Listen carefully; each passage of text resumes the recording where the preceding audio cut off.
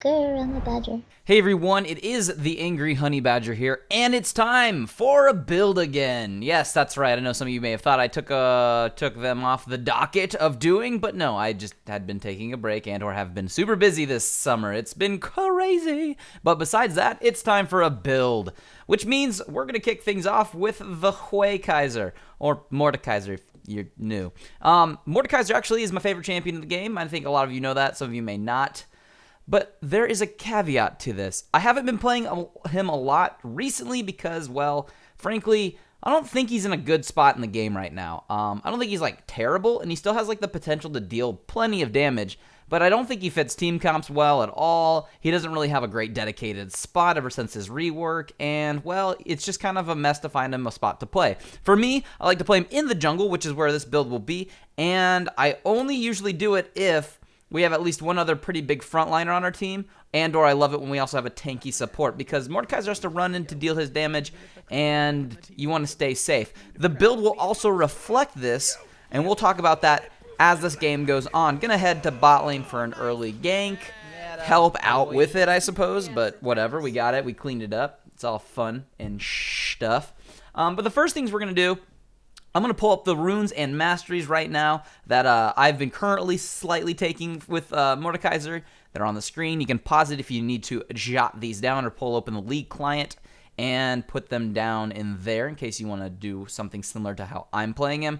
But besides that, we're going to move things on to the abilities so we know what they do. First off, for Mordekaiser, is his passive, which is Iron Man. Obviously, as he deals damage, he absorbs some of it's generated into his shield, let's put it that way. It's less effective against minions. Does when you do more damage to actual champions, it will give you more shield, which is awesome. Prevents a lot of damage coming in. Max shield strength equal to 25% of Mordekaiser's maximum health. The shield decays by 1.5% base health every second. Once the shield reaches 25% of its maximum value, it no longer decays. So that's how that works. That's his passive. Now, at level 1, I put a point into his Q ability because it's very good for farming in the jungle. I actually do max this out first. There's actually a handful of different ways you could consider maxing out Mordekaiser. We're going to do a little side note real fast. If you take a dragon, you can actually go solo the Rift Herald next. So, it's possible. Go do it. Mordekaiser, one of the few champions that can really do it. Mace of Spades, though, is our Q. We max it out first. Your next 3 attacks are empowered. They do each damage each time more than next one. That's why you get the exclamation points 1, 2, 3. When you are hitting people with your Q, it's pretty powerful. I like to max it out first because, A, the damage does scale better that way, and the cooldown. That's the big one. So I can use it over and over because that is his main damage, is his Q. Then, at level 2, we put a point into Harvesters of Sorrow. Harvest of Sorrow is your W. It will let you heal and protect you a little bit when you are killing things. It's also good to put on teammates, and then you get the speed up for whoever's behind. And it's a really good ability. Some people will max this out second. It's not bad. I only usually put a couple points, or 1 or 2 points into it early. I might put an extra point into it sometimes. But typically then at level 2, or at rank 3, we put a point into Siphon of Destruction, which is your E, but I'll max this out second. Mostly because, once again, cooldown, it actually only goes down just by a quarter of a second. I think a quarter of a second each time you put a rank into it. But it does deal more damage, and each champion hit by it, the shield generation actually is increased a slight amount. So as you get more into it, you get a bigger chunk percentage of shield coming back at you, which I do like. And then obviously we have your ultimate, which is Children of the Grave. Passively, your basic attacks and abilities, Curse Dragon for 10 seconds. If your team then slays it, you get the dragon, which can be strong and can be used to kill people, push objectives, all types of stuff. When you activate this on an enemy, you're going to do initial burst of damage to their based off their maximum health as magic damage, and then the next 10 seconds, the target's max health damage will be dealt over the remaining duration of the ultimate. If you do kill them with it, you will get their pet for a duration of time. It's going to gain 25% of their bonus health and 30% of their ability power, or Mordekaiser gains it on himself. So you get buffed up, you get a pet that deals damage, and you can control the pet and tell it to go do things. It's pretty awesome. So if you kill somebody, go take it over to Dragon, have it help tank Dragon, kill the Dragon, take the Dragon then, as your pet will die off because you can only have one of those pets at a time. This isn't Dota. You're not playing Shin, in case anybody even gets that reference if you've ever played Dota. Anyways, but yeah, so you can do that, and it's super fun and dandy. Hooray. All right, let's talk about the build itself. Now, when Mordekaiser got his rework, Mordekaiser got what would be called just the absolute damagey, smashy builds ever. He was being played mostly as a ADC in bot lane. He was being played as just a melee carry. And he was being built with full damage, and he would crush people if he could get on top of them, if his team would protect him to get him to a spot where he could just smash people in the face with his Q. I like that, and it still technically works. There's one problem with it. It's hard to get through laning phase with Mordekaiser that way, unless you have a super winning lane with support, and they've picked a weak laning ADC. Right now, strong laning ADCs are actually pretty prevalent, so that's a problem. The other problem, too, is they tweaked him and changed him. I don't think he fits it as well. Also, while they were doing that whole style of super crank, kill everybody Mordekaiser, there's a problem with it, and I have a problem with it too.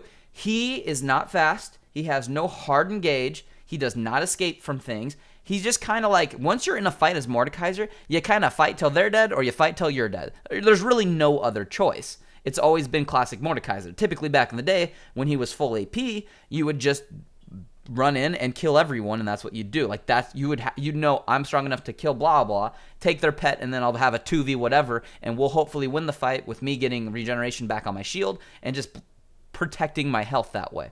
And that's what you did with Mordekaiser. You also had Spell Vamp too, which was super helpful. Nowadays, even with the super damagey death crazy build, I don't think it works super well, or it's way too greedy. So what I like to do is like a hybrid-y defensive offensive build, because Mordekaiser's Q hurts anybody squishy regardless, and even on somewhat tankier targets it still does very meaningful damage. But this way you have way more durability, survivability, and kite, and everything you ever really wanted with Mordekaiser, and it's just way more safe.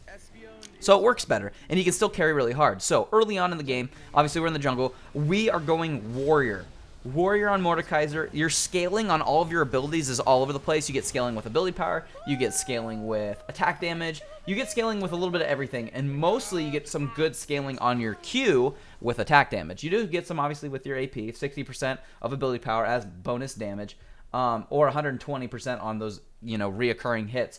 But with your attack damage, it starts at a flat amount going 10 to 50 depending on the rank, and then from those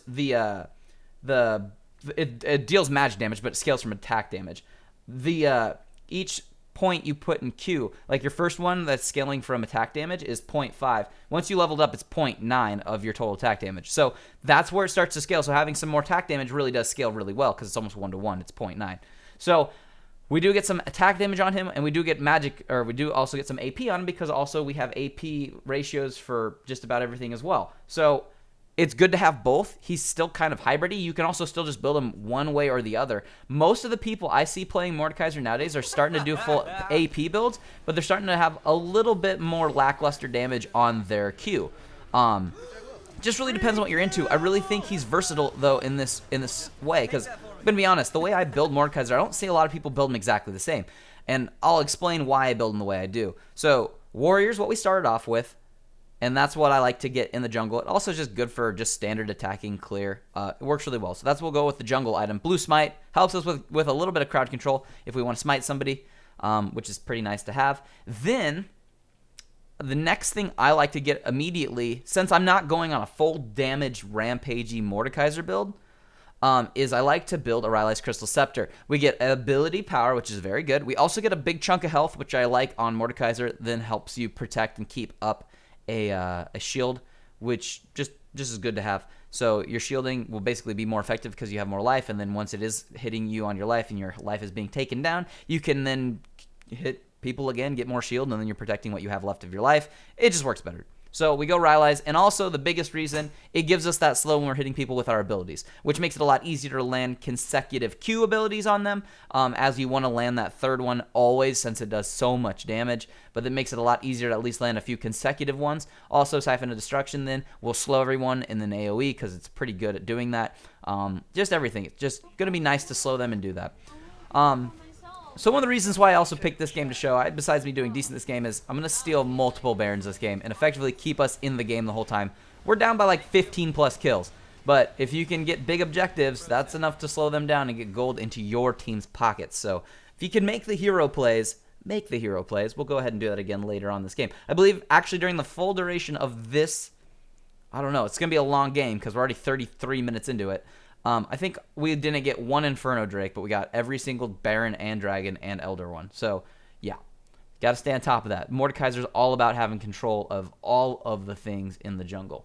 But talking about the items continuing, so the Rylai gives us the slow, and that's really what we want. The next item I like to get, obviously we like to finish boots off. I like Merc Treads. You don't want to be CC'd into the ground as Mordekaiser. You want to be able to be moving and doing damage, so having tenacity is very important, and that's why we go with the Merc Treads. I took Flash this game. You could take Ghost with Mordekaiser to help stick on targets. I think Flash is a little safer. I just flashed onto Twisted Fate to make sure he was dead. The Twisted Fate's been really powerful this game, so good to get him killed. And then the next item that I decided to build towards is something I really like on Mordekaiser. It is, in fact, the Deadmans Plate. I don't know why I couldn't think of the word Deadmans for a second. The one nice thing about it is we get that movement and that damage after we go run up to somebody. So we get extra mobility helping us stay on targets, and we get bigger added damage when we do catch up to them and smash them in the face with a Q or something. So I like it. We also get more health, and more importantly, this is the first chance in the build for us to pick up some armor, because we need some more survivability. We're running in and we're just like face tanking things. Like, you can't be squishy Mordekaiser and run after an Alawi smacking you with tentacles in the face. You're not gonna live through it, and even Darius is having a hard time living through it. But you gotta have some survivability. So this is like damagey survivability, utility Mordekaiser. It's like seriously everything. You have damage, you have physical damage, you have ability power, you have a slow, you have a speed up, you have tenacity. You're just like all around built to take care of yourself, because you need to, because you can't rely on everybody as Mordekaiser. You are yourself to rely on. And then you also have enough damage to kill anybody in basically a 1v1 fight, because you're going to survive it with all of your resists, but you still have plenty of damage coming through with a little bit of scaling that we're getting from our items, and just how much damage Mordekaiser naturally does. So that's just where we're going with that build. It's super self-reliant, even though you still want to have some frontliners on your team to help you out, to at least deal damage, or at least protect, or tank the front line, or engage. Because once again, Mordekaiser doesn't have the engage other champions do. He just really doesn't, and that's sort of sad, but that's how it works. Like I said, when you get into a fight, you fight till the death pretty much. So that's just how it's going to work. It's fun. Well, it's not fun, but that's how it works. Can be fun as long as you're crushing everyone. The next items you decide to go with in the build can actually range a shnikaload. You can just like totally from there. Like, I'd say those four are my core when I play this style of Mordekaiser. Then after that, you can go with some other things. So what I decided to go with is the Gunblade. Now, Gunblade I like because it gives us both attack damage and ability power, and it just is going to help us overall with some survivability as well, and increasing our damage. And it does have the active, which is helpful for chasing down targets and killing people. Here I'm waiting patiently to jump in and smite steal, which I do, and then I actually am still going to actually kill their Maokai before I die. So, always laugh at the enemy, and then steal everything from them, because you should. And it works, and it's fun, and that's what you should be doing.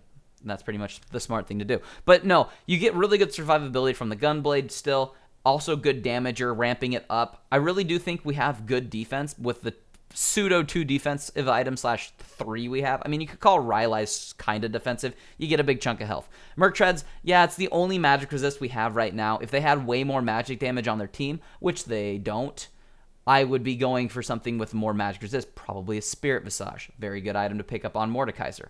But I don't need it this game. I don't feel like I need it. I also want to contribute to the killing, because I am kind of carrying the team right now with the whole stealing every objective ever, and I do have a handful of kills. So, a third of our kills. So we're going to still prioritize some damage, because we are doing a good job there too.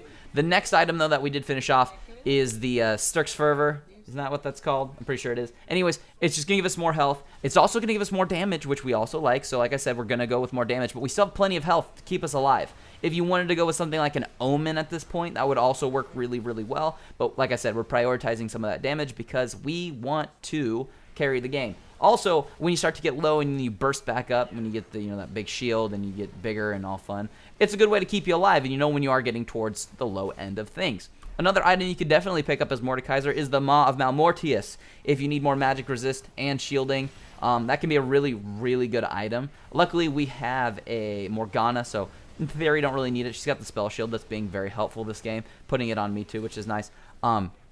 So that'll happen too.